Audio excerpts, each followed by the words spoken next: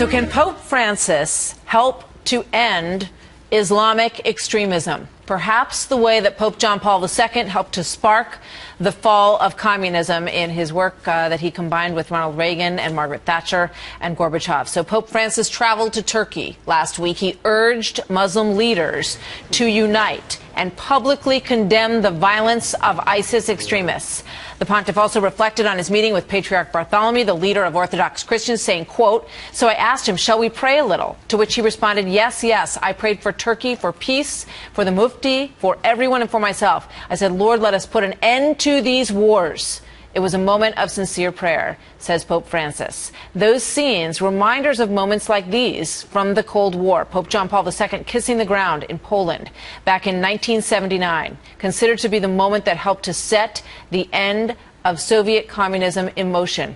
The Pope meeting with both Mikhail Gorbachev and President Ronald Reagan, all working toward the same goal, along with Margaret Thatcher. So let's talk about this a little bit with Lieutenant Colonel Ralph Peters, who is a Fox News strategic analyst, who joins me now. Ralph, good morning. Good to have you with us, as always. Obviously, different circumstances in many ways, but this is a pope who is popular around the world and is also a quite fearless individual, it seems.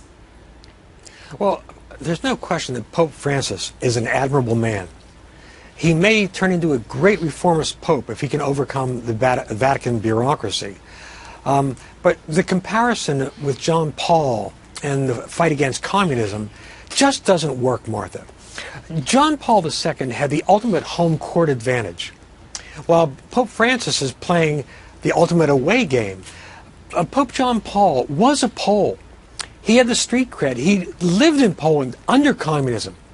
He knew the Poles, he knew the East Europeans, he knew the Russians, he knew the psychology, he knew what had to be done, and he was literally preaching to the choir because East Europeans were already convinced that communism was a very bad idea. They just didn't know how to get rid of it. Understood, Ralph, but what about this idea? You know, Pope Francis, his home court is Christianity, and Christianity is under fire in all of these countries that he is traveling to.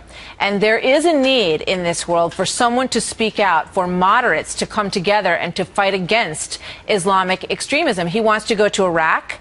He wants to travel to Moscow. He wants to get on the ground with these religious leaders. And obviously, it's very unlikely that anyone in his position could do it alone. But if he were to pull together the kind of coalition, or if the kind of coalition reached out to him to bring his unique ability to it with political leaders like Reagan and Thatcher were at that time, you know, is there potential to, you know, get people to sort of rein in this craziness that's going on in the world? No, there's just not. Now, again, I admire Pope Francis. I think what he's doing is worthwhile. It may help, should help solidify some of the more peaceful views of moderate Muslims in the Middle East and around the world. There also is a very important rapprochement underway between Eastern and Western Christians. As Christianity is exterminated in the Middle East, we're finding more and more common ground. But there is simply no way that Pope Francis can reach jihadis. There's nothing he can do or say. I don't think that's what he's trying to do, though. I think what he's trying to do, Ralph, is to reach moderates, to reach Muslims, and ask them to turn on this faction of their own religion. That's who he's reaching out to. Nobody expects, you know, jihadis to suddenly, find some sort of peace and turn their backs on being violent. Well, again, you know, I think what he's doing is admirable, but it's not going to have an effect. He is not going to bring Kurds, moderate Shia, moderate Sunni, and everybody together in a vast coalition against extremism, because these people in the Middle East, the moderates there, are already under fire. They're already being crushed. And unfortunately, precisely, when you're dealing, you know, Pope Francis is a true man of peace. I mean, I'm not Catholic. I'm not one of those Episcopal aliens, if you will. But I admire him enormously. But the only way you deal with these fanatics isn't through negotiations. It's not through the popular will. The majority doesn't matter. What matters is the guys with the guns and the strength of will to enforce their will. And so the only way you deal with these fanatics is to kill them. And I think Pope Francis, his heart is in the right place, his soul is in the right place.